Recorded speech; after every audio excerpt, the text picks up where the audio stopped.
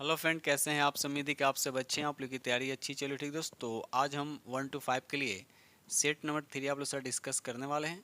तो वीडियो को लास्ट तक बनिएगा और जो फ्रेंड चैनल पर पहली बार विजिट कर रहे हैं तो चैनल को सब्सक्राइब जरूर कर लीजिएगा। ठीक है दोस्त,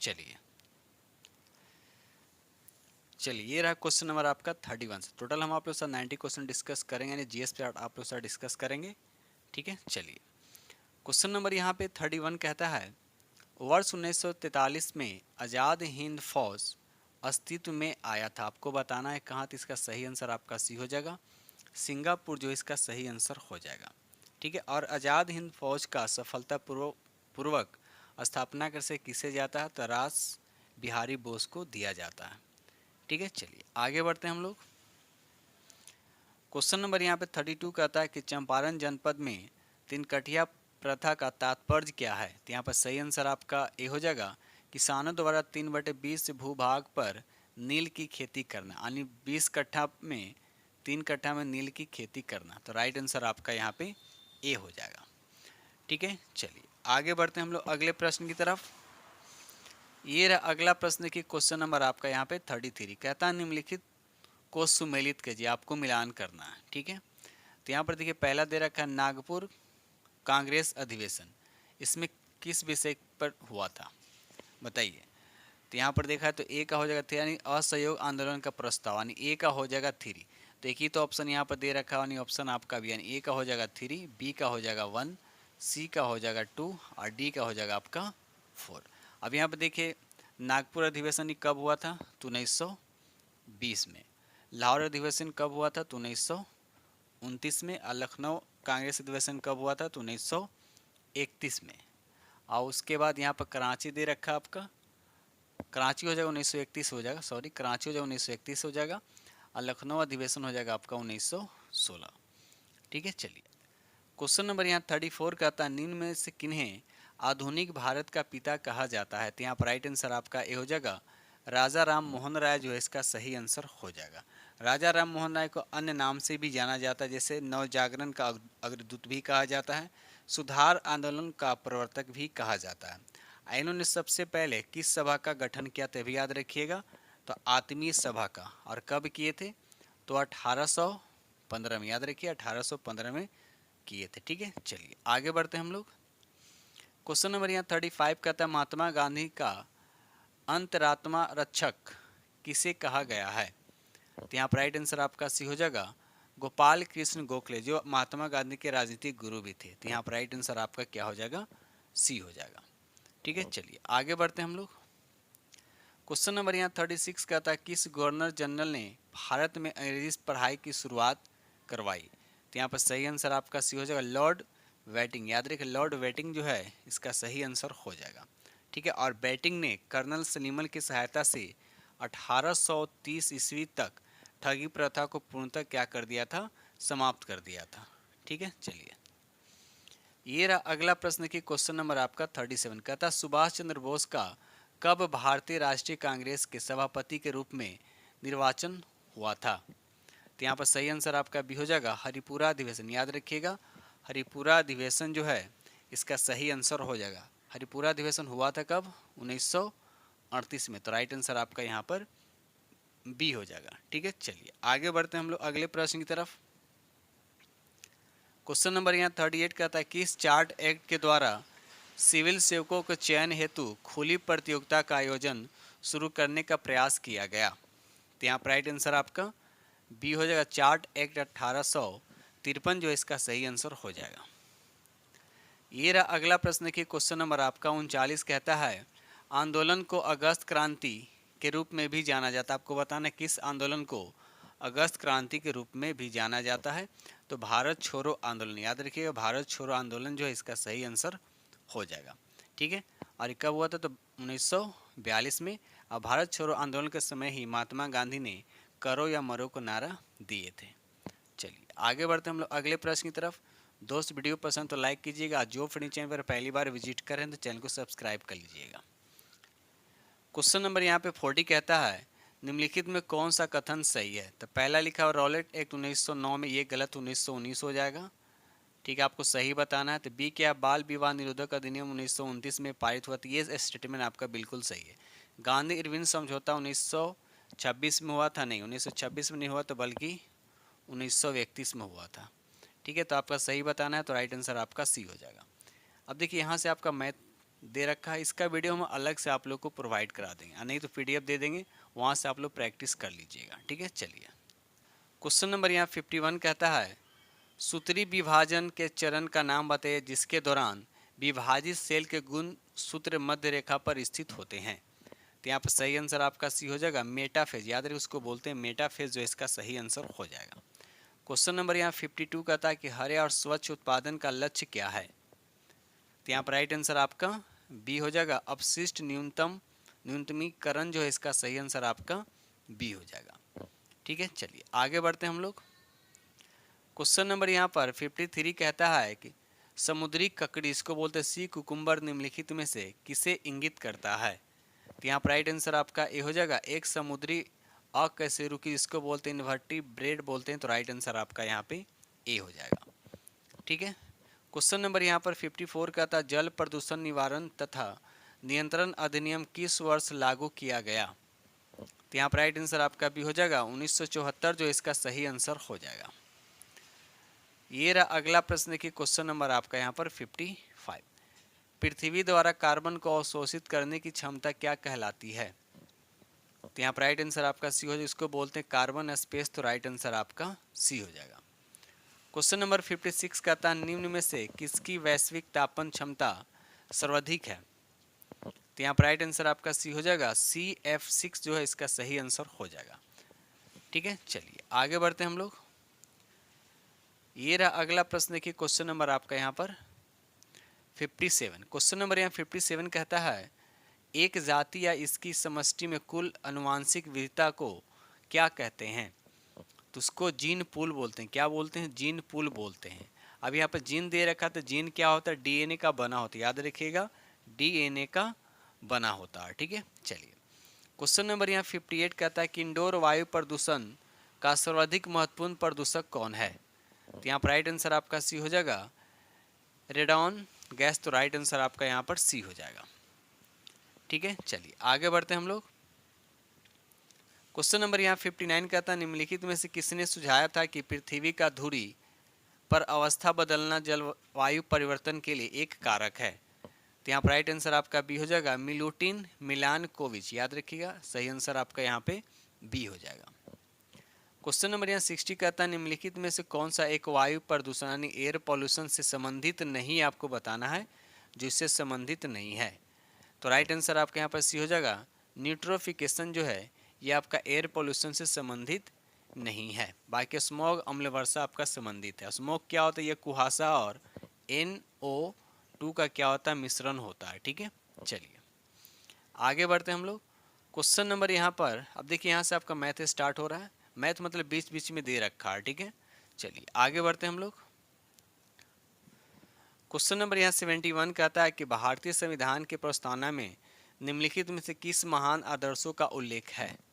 तो यहाँ पर सही आंसर आपका ए हो जाएगा, विचार हो जाएगा, अभिव्यक्ति हो जाएगा, विश्वास, आस्था, उपासना की स्वतंत्रता, तो राइट आंसर आपका यहाँ पे ए हो जाएगा। ठीक है, चलिए ये रहा अगला प्रश्न। देखिए क्वेश्चन नंबर आपका 72 कहता, अखिल भारतीय कांग्रेस कमेटी के किस अधिवेशन में भारत छोड़ो प्रस्ताव स्वीकार किया गया था? तो यहाँ पर सही आंसर आपका बी हो जाएगा, बम्बई जो है इसका सही आंसर हो जाएगा। याद रखिएगा, बम्बई जो है इसका सही आंसर हो जाएगा। ये रहा अगला प्रश्न की क्वेश्चन नंबर आपका यहाँ पे 73 कहता है, भारतीय संविधान में उल्लेखित निम्नलिखित में से कौन सा कथन धर्म की स्वतंत्रता के अधिकार के संबंध में आपको बताना है कि असत्य है? तो यहाँ पर राइट आंसर आपका भी हो जाएगा, इसमें उल्लेख है कि राज का अपना धर्म, तो ये गलत बात, राज का अपना कोई धर्म नहीं होता है, तो ये स्टेटमेंट आपका बिल्कुल गलत है, तो राइट आंसर आपका यहाँ पे बी हो जाएगा। ठीक है, चलिए ये रहा अगला प्रश्न की क्वेश्चन नंबर आपका यहाँ पर 74 कहता है, निम्नलिखित में से किस समिति ने संविधान में मौलिक कर्तव्यों को सम्मिलित करने की सिफारिश की थी? तो यहाँ पर राइट आंसर आपका ये हो जाएगा, स्वर्ण सिंह समिति। याद रखिए, स्वर्ण सिंह समिति जो है इसका सही आंसर हो जाएगा। देखिए मौलिक कर्तव्य जो है संविधान में कब जोड़ा गया था? तो याद रखिएगा 42वां संविधान संशोधन 1976 के तहत 10 मौलिक कर्तव्य को संविधान में जोड़ा गया था।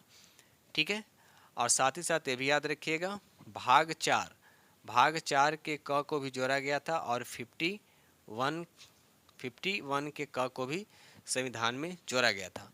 उसके बाद 2002 में 11वां मूल कर्तव्य, ठीक है, 11वां मूल कर्तव्य को संविधान में जोड़ा गया था और किस संविधान संशोधन के तहत, तो 86वां संविधान संशोधन के तहत। ठीक है, चलिए आगे बढ़ते हैं हम लोग अगले प्रश्न की तरफ। ये रहा अगला प्रश्न की क्वेश्चन नंबर आपका 75। संविधान यानी अनुसूचित जाति और अनुसूचित जनजाति आदेश द्वितीय संशोधन विधेयक 2022 निम्न में से किस राज्य पर लागू होता है? तो यहाँ पर सही आंसर आपका बी हो जाएगा, उत्तर प्रदेश। आंसर उत्तर प्रदेश इसका राइट आंसर हो जाएगा। ठीक है, चलिए आगे बढ़ते हैं हम लोग। ये रहा अगला प्रश्न की क्वेश्चन नंबर आपका 76। कहता है भारतीय कृषि जायद की ऋतु के संबंध में लिखित में से कौन सा सत्य है? अब देखिए जायद जो होता है, जायद की जो फसल होता है ये रबी और खरीफ फसल के बीच में होता है।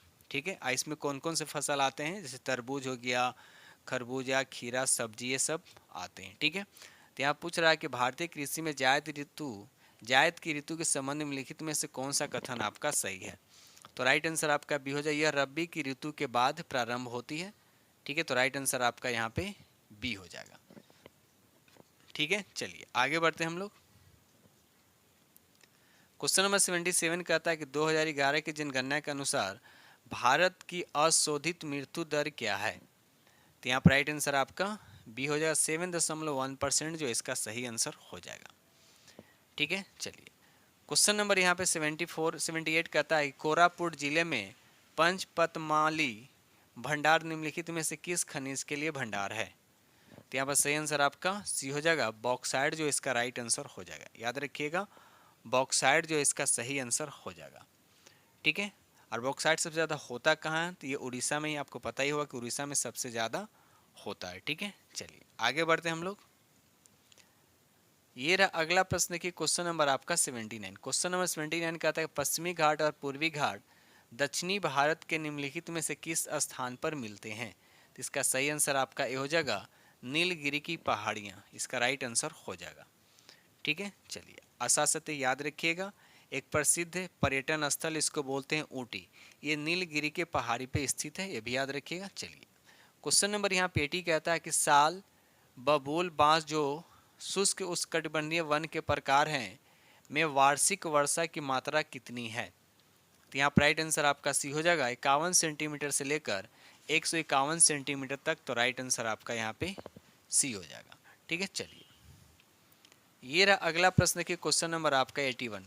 कैमूर पठार किसके लिए प्रसिद्ध है? तो यहाँ पर राइट आंसर आपका बी हो जाएगा, चूना पत्थर के लिए। याद रखिए चूना पत्थर के लिए प्रसिद्ध है और कैमूर का पठार जो रोहतास और कैमूर जिले में स्थित है। यह प्रदेश शैल चूना पत्थर तथा बलुआ पत्थर से क्या है? निर्मित है। ठीक है, चलिए क्वेश्चन नंबर यहाँ पे 82 कहता है बिहार में कृषि भूमि की जोतों की औसतन आकार दूसरे राज्यों की तुलना में है, आपको बताना अधिक कम क्या है? तो न्यूनतम से द्वितीय है, न्यूनतम से द्वितीय, तो राइट आंसर आपका यहाँ पे बी हो जाएगा। क्वेश्चन नंबर यहाँ पे 83 कहता है भारतीय जनगणना 2011 के अनुसार बिहार राज्य में लिंगानुपात क्या है? तो यहाँ पर सही आंसर आपका सी हो जाएगा, 918 जो इसका सही आंसर हो जाएगा। राष्ट्रीय औसतन लिंगानुपात कितना है? तो 943। ऐसे कितना कम है? तो 25 कम है। याद रखिएगा अगर आपसे पूछा कि सबसे कम लिंगानुपात वाला राज्य कौन है, तो हरियाणा, और कितना 879 है। अगर आपसे पूछा कि बिहार में सर्वाधिक लिंगानुपात वाला जिला कौन सा, तो गोपालगंज, ये भी याद रखिएगा। अगर राज्य में पूछा कि राज्य में सबसे अधिक लिंगानुपात वाला राज्य कौन सा है, तो आपका केरल हो जाएगा, जहाँ है 1084। ठीक है, चलिए आगे बढ़ते हैं हम लोग। क्वेश्चन नंबर यहाँ पे 84 कहता है बिहार दिवस का क्या महत्व है जो हर साल 22 मार्च को मनाया जाता है?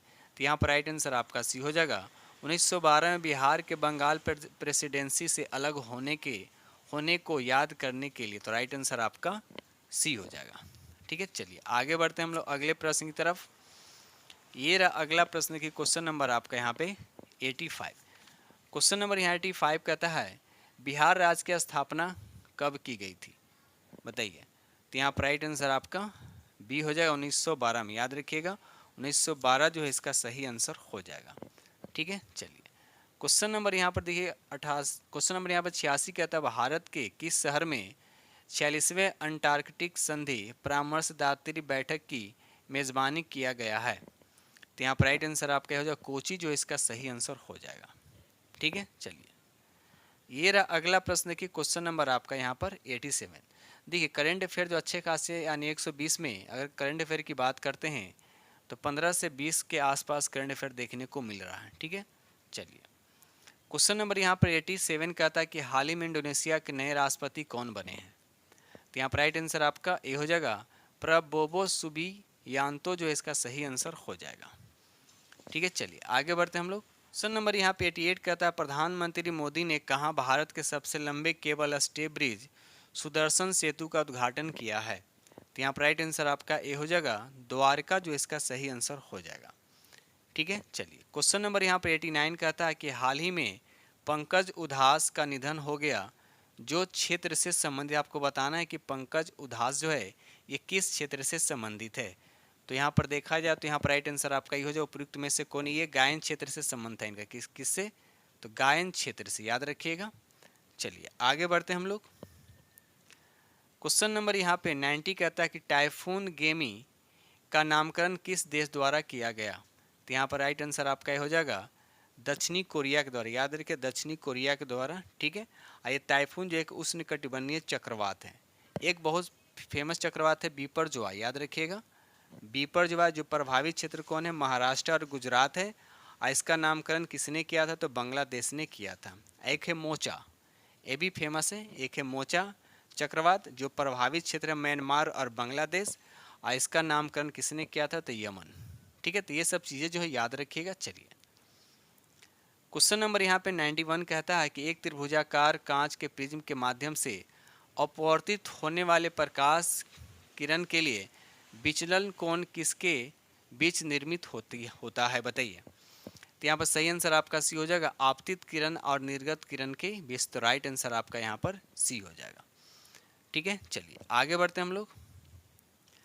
ये रहा अगला प्रश्न देखिए क्वेश्चन नंबर आपका यहाँ पे 92 कहता है कि दो इंजनों के एक दूसरे के पार करने की स्थिति में प्रेक्षक को क्या प्रतीत होता है? यहाँ पर साउंड से रिलेटेड कुछ क्वेश्चन है। ठीक है, तो यहाँ पर राइट आंसर आपका ये हो जाएगा तारत्व की कमी होता है। तो राइट आंसर आपका यहाँ पे ए हो जाएगा। ये डॉपलर प्रभाव पे आधारित है, याद रखिएगा। तो यहाँ पर राइट आंसर आपका ए हो जाएगा।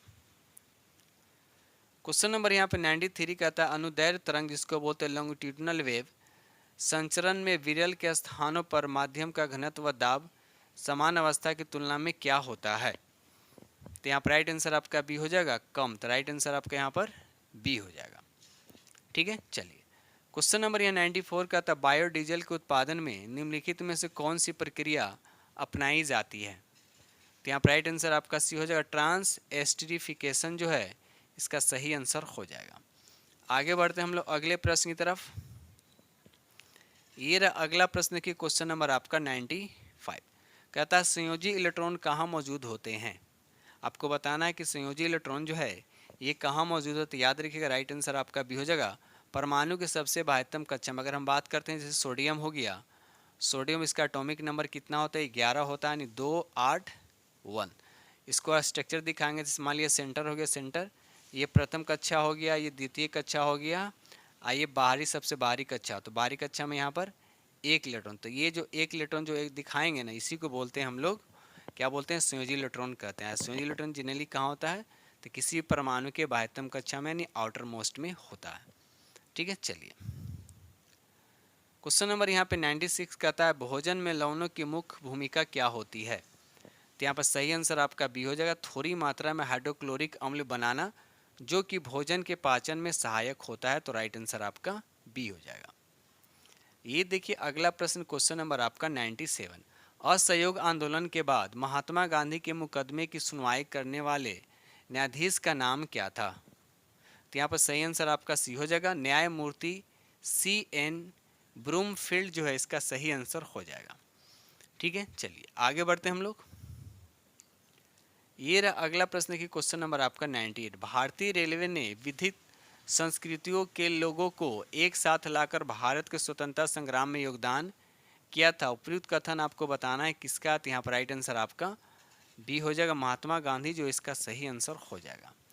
क्वेश्चन नंबर यहाँ पे 99 कहता है कि महात्मा गांधी दक्षिण अफ्रीका से भारत कब लौटे थे। तो ये जनवरी में यानी 9 जनवरी, याद रखिएगा 9 जनवरी 1915 को ये भारत लौटे थे। ठीक है, चलिए ये रहा अगला प्रश्न की क्वेश्चन नंबर 100 कहता है निम्नलिखित में से किसने कहा था रॉलेट एक्ट एक निवारक हत्या है। यहाँ पर राइट आंसर आपका सी हो जाएगा एडविन सैमुअल मोंटेगू ने कहा था कि रॉलेट एक्ट जो है एक निवारक हत्या है। और महात्मा गांधी ने इसे क्या कहा, काला कानून, याद रखिएगा काला कानून। ठीक है, चलिए आगे बढ़ते हैं हमले अगले प्रश्न की तरफ। ये रहा अगला प्रश्न क्वेश्चन नंबर आपका 101 कहता सर्वपरिस्ता की नीति किसने दी थी। तो यहाँ पर राइट आंसर आपका बी हो जाए लॉर्ड हेस्टिंग, जो इसका सही आंसर हो जाएगा। लॉर्ड हेस्टिंग के अगर कार्यकाल की बात करते हैं तो 1813 से लेके 1823 तक था। ठीक है, चलिए आगे बढ़ते हैं हम लोग। क्वेश्चन नंबर यहाँ पे 102 कहता है निम्नलिखित में से क्या भारतीय संविधान का राजनीतिक दर्शन नहीं है।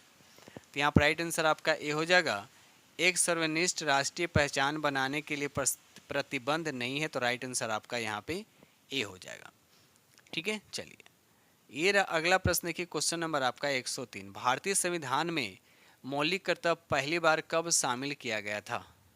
तो यहाँ पर राइट आंसर आपका सी हो जाएगा 1976 में। याद रखिए 1976 में मौलिक कर्तव्य को पहली बार शामिल किया गया था 42वां संविधान संशोधन। इसके बारे में पहले भी डिस्कस कर चुका हूँ पहले वाले क्वेश्चंस में। ठीक है, चलिए ये रहा अगला प्रश्न की क्वेश्चन नंबर आपका 104 कहता मूल अधिकारों पर क्या क्या प्रतिबंध लगा सकते हैं।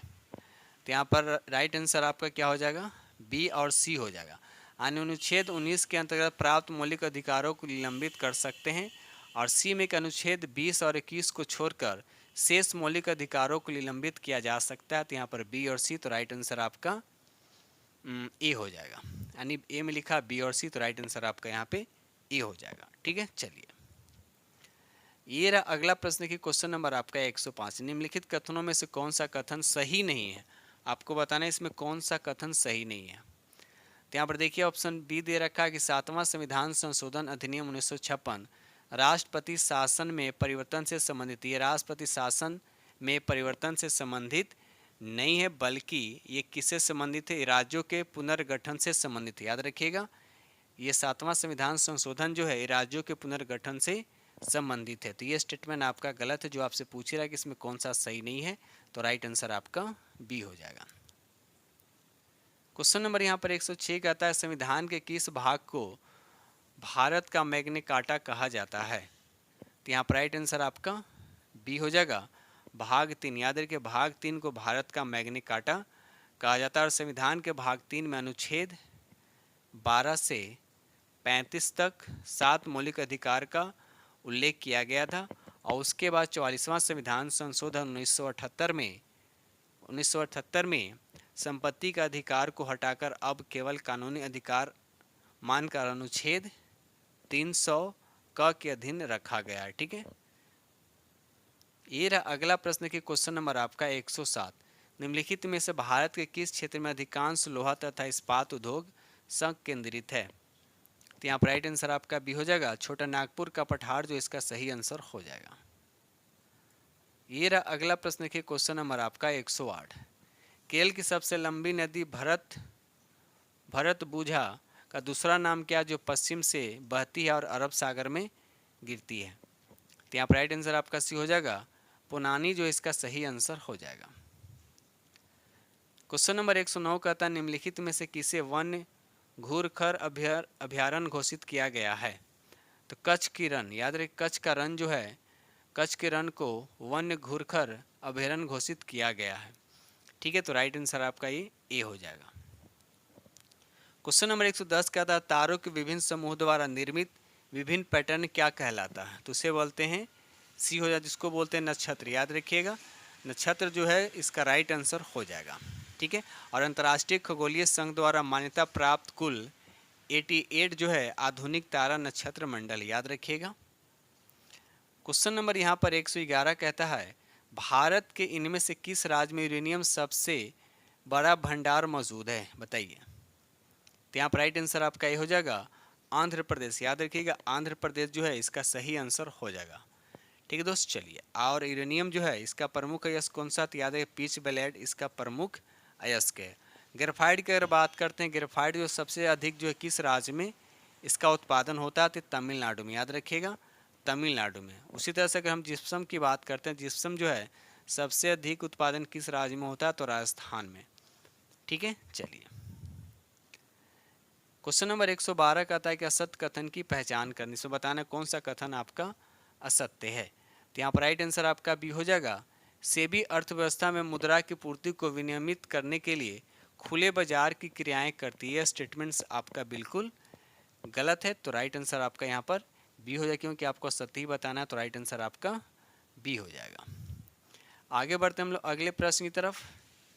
ये रहा अगला प्रश्न की क्वेश्चन नंबर आपका 113। कहता है कि हरित क्रांति के संबंध में निम्नलिखित में से कौन सा कथन आपका सही है? बताइए इसमें कौन सा कथन आपका सही है। पहला लिखा हुआ कि हरित क्रांति शब्द का प्रयोग सर विलियम गॉन्ड ने किया है, तो पहला सही है। दूसरा कहता है कि नॉर्मन बोरलॉग को हरित क्रांति का जनक कहा जाता है, ये भी सही है। तो यहाँ पर राइट आंसर आपका क्या? उसके बाद तीसरा में लिखा है कि एम.एस. रंधावा को भारत का हरित क्रांति का जनक कहा जाता है। ये स्टेटमेंट आपका बिल्कुल गलत है, क्योंकि भारत में हरित क्रांति के जनक किसे कहा जाता है? Doctor MS. स्वामीनाथन को कहा जाता है। तो पहला और दूसरा स्टेटमेंट सही है, तो राइट आंसर आपका सी हो जाएगा। क्वेश्चन नंबर यहाँ पर 114 कहता है किस बिल के कारण भारत में दक्षिण गोलार्ध की व्यापारिक पवनें विषुवत वृत्त को पार करने के बाद दक्षिण पश्चिम से उत्तर पूर्व की ओर बहने लगती है? तो यहाँ पर सही आंसर आपका बी हो जाएगा, कोरियोलिस बल के कारण। तो राइट आंसर आपका बी हो जाएगा। और कोरियोलिस बल जो होता है विषुवत रेखा पर क्या होता है? शून्य होता है। और यही कारण है कि विषुवत वृत्त के निकट उष्ण कटिबंधनीय पर क्या होता है? चक्रवात नहीं बनते हैं। ठीक है, चलिए। क्वेश्चन नंबर 115 का था हाल ही में मुख्यमंत्री मैया सम्मान योजना किस राज्य द्वारा शुरू किया गया? तो यहाँ पर राइट आंसर आपका भी हो जाए झारखंड, जो इसका सही आंसर हो जाएगा। आगे बढ़ते हम लोग। क्वेश्चन नंबर 116 कहता है कि पीएम दक्ष योजना के तहत प्रति प्रशिक्षु कितना वेतन मुआवजा प्रदान किया जाता है? तो यहाँ पर राइट आंसर आपका सी हो जाए 3000, जो इसका सही आंसर हो जाएगा। क्वेश्चन नंबर 117 कहता है कि लोंगटे महोत्सव किस राज्य की नसीसी जनजाति द्वारा मनाया जाता है? तो यहाँ पर पहला ऑप्शन दे रखा है अरुणाचल प्रदेश। याद रखिए अरुणाचल प्रदेश जो है इसका सही आंसर हो जाएगा। एक फेमस त्यौहार है बिहू उत्सव। बिहू उत्सव जो वसंत त्यौहार है जो असम में मनाया जाता है। याद रखिएगा बिहू त्यौहार जो है जो असम में मनाया जाता है। ठीक है, चलिए आगे बढ़ते हैं हम लोग। क्वेश्चन नंबर यहाँ पे 118 कहता है विश्व का सबसे बड़ा हाइब्रिड नवीकरण ऊर्जा पार्क कहाँ स्थापित किया जा रहा है? तो यहाँ पर राइट आंसर आपका ये हो जाए गुजरात में। याद रखिएगा गुजरात जो इसका सही आंसर हो जाएगा। क्वेश्चन नंबर यहाँ पर 119 कहता है कि वैश्विक भूखमरी सूचकांक 2023 में भारत का स्थान कौन सा है? तो भारत का स्थान की अगर बात करते हैं भूखमरी में, तो भारत का स्थान यहाँ पर क्या हो जाएगा आपका 111, लेकिन 111 तो दे नहीं रखा, तो राइट आंसर आपका यहाँ पर ही होगा। याद रखिएगा वैश्विक भूखमरी सूचकांक में भारत का स्थान कितना है? तो 111 है, जो कि ऑप्शन में नहीं है। जैसे याद रखिएगा 111। ठीक है, चलिए आगे बढ़ते हैं हम लोग। क्वेश्चन नंबर यहाँ पर 120 कहता है कि एशियाई विकास बैंक की रिपोर्ट के अनुसार 2024-25 में भारतीय अर्थव्यवस्था की अपेक्षित विकास दर क्या है? तो यहाँ पर राइट आंसर आपका बी हो जाएगा 7%, जो इसका सही आंसर हो जाएगा। क्वेश्चन नंबर 121 कहता है संघाई सहयोग संगठन के राष्ट्राध्यक्षों की परिषद की 24वीं बैठक कहाँ आयोजित किया गया है? तो यहाँ पर राइट आंसर आपका बी हो जाएगा अस्ताना, जो कजाकिस्तान में। तो राइट आंसर आपका यहाँ पे बी हो जाएगा। क्वेश्चन नंबर 122 कहता है सर्वप्रथम किस वैज्ञानिक ने मानव जनसंख्या का अध्ययन किया था? तो यहाँ पर राइट आंसर आपका बी हो जाएगा माल्थस। याद रखिए माल्थस जो इसका सही आंसर हो जाएगा। और मानव जनसंख्या का अध्ययन क्या कहलाता है? डेमोग्राफी। क्या कहलाता है? डेमोग्राफी। ठीक है, चलिए आगे बढ़ते हैं हम लोग। क्वेश्चन नंबर 123 कहता है निम्न में से कौन सी खाद्य श्रृंखला सीधे सौर ऊर्जा पर निर्भर नहीं करती है? तो यहाँ पर राइट आंसर आपका बी हो जाएगा, मलवा जो इसका सही आंसर हो जाएगा। ये रहा अगला प्रश्न की क्वेश्चन नंबर आपका 124। कहता है कि मिल्बे माइसिन का उपयोग किसके उन्मूलन में किया जाता है? तो यहाँ पर राइट आंसर आपका बी हो जाएगा, कृषि कीटक के रूप में। तो राइट आंसर आपका बी हो जाएगा। क्वेश्चन नंबर 125 कहता है किस जीओम की भूमि अम्लीय तथा अल्प खनिज पदार्थ वाली होती है?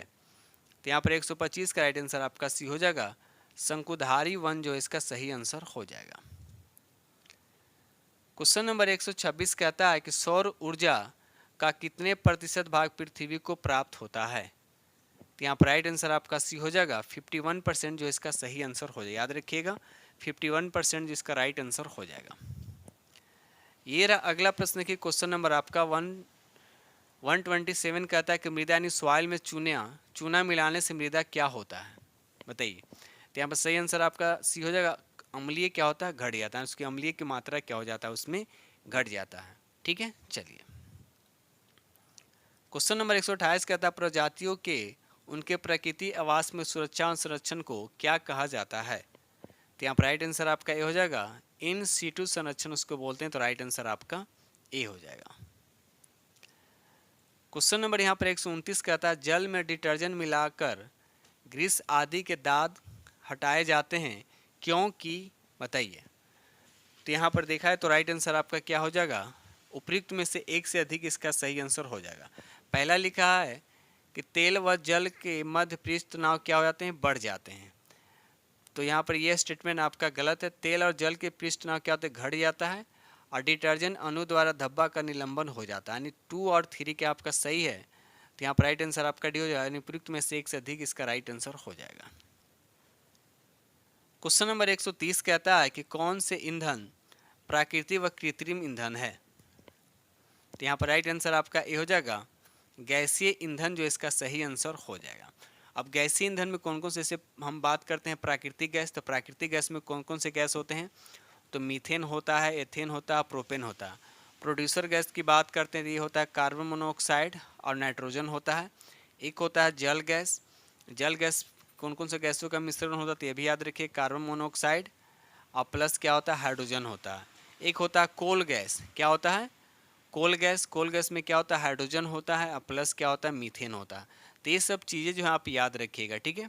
और उसके बाद एक होता है एलपीजी गैस जो नॉर्मल ब्यूटेन और आइसोब्यूटेन का मिश्रण होता है, ठीक है। चलिए क्वेश्चन नंबर यहाँ पर 131 कहता है कि धूम कोहरा किसके संयोजन से बनता है? तो बताइए यहाँ पर राइट आंसर आपका क्या होगा। तो धूम कोहरा की बात है तो ओजोन व हाइड्रोकार्बन ये भी हो जाए, नाइट्रोजन के ऑक्साइड और प्रकाश हो जाएगा। धूम और कोहरा हो जाए तो राइट आंसर आपका यहाँ पर डी हो जाए, उपयुक्त में से एक से अधिक जो इसका सही आंसर हो जाएगा। ये रहा अगला प्रश्न के क्वेश्चन नंबर आपका 132। जिस तत्व में धातु और धातु के बीच के मध्यवर्ती गुण होते हैं उन्हें उपधातु कहा जाता है, ठीक है। तो निम्नलिखित में से किसे उपधातु के रूप में जाना जाता है? आपको बताइए इसमें से कौन सा उपधातु है। तो यहाँ पर जर्मेनियम जो है आपका उपधातु है, ठीक है। इस उपधातु में कौन कौन सा, ऐसे ब्रोन हो गया, सिलिकॉन हो गया, जर्मेनियम हो गया, आर्सेनिक हो गया, टुलुरियम हो गया, ये सब जो है आपका उपधातु के अंतर्गत आते हैं। क्वेश्चन नंबर यहाँ पर 131 कहता है कि कौन से ल्यूकोसाइट रक्त में हिप्पेरिन और हिस्टामाइन छोड़ते हैं? तो यहाँ पर सही आंसर आपका भी हो जाएगा बेसोफिल। इसको क्या बोलते हैं? बेसोफिल जो इसका सही आंसर हो जाएगा। और बेसोफिल द्वारा हिप्पेरिन स्रावित होता है जो एक क्या होता है? थक्का रोधी होता है, ठीक है। चलिए आगे बढ़ते हैं हम लोग। चलिए रहा अगला प्रश्न की क्वेश्चन नंबर आपका यहाँ पर 134 कहता नर जन कोशिकाओं का उत्पादन कहाँ पर होता है? बताइए। नर जन कोशिकाओं का उत्पादन जो है कहाँ पर होता है? इसका सही आंसर आपका बी हो जाए, ब्रीसन में होता है। तो राइट आंसर आपका यहाँ पे बी हो जाएगा। क्वेश्चन नंबर 135 कहता है रुधिर में एंटी अस्कंदन पदार्थ क्यों मिलाया जाता है? बताइए। यानी रुधिर में एंटी अस्कंदन पदार्थ क्यों मिलाया जाता है? तो यहाँ पर सही आंसर आपका बी हो जाएगा, सोडियम ऑक्जेलेट। याद रखिए। तो राइट आंसर आपका यहाँ पर बी हो जाएगा, ठीक है दोस्त। तो इस तरह से हमने आप लोग के साथ जीएस पार्ट आप लोग के साथ डिस्कस किया, 90 क्वेश्चन डिस्कस किया हूँ, ठीक है। अगर आप लोग की डिमांड है तो मैथ का भी हम प्रैक्टिस अलग से उसका करा देंगे, ठीक है, क्योंकि वीडियो लंबा हो जाएगा, है ना। ठीक है दोस्तों, इसी के साथ हम वीडियो करते हैं समाप्त। और जो फ्रेंड चैनल पर पहली बार विजिट कर रहे हैं, चैनल के माध्यम से थोड़ा सा भी अगर हेल्प हो रहा है तो चैनल को सब्सक्राइब कीजिएगा और अपने दोस्तों में शेयर जरूर कर दीजिएगा।